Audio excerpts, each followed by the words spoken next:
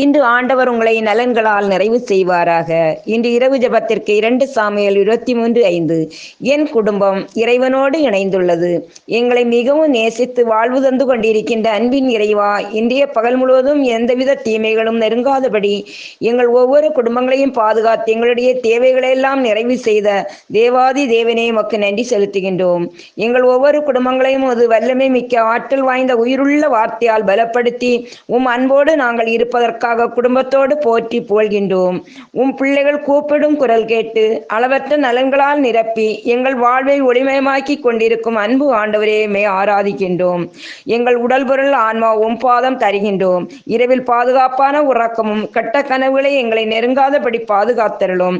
இளங்காலை பொழுதில் எழும்பி திருமுகம் பார்த்து எங்களை தாழ்த்தி ஜெபித்து நாளைய தினத்தை தொடர அருள் புரிய வேண்டும் என்று இயேசு கிறிஸ்துவின் வழியாக ஜெபிக்கிறோம். ஆமேன்.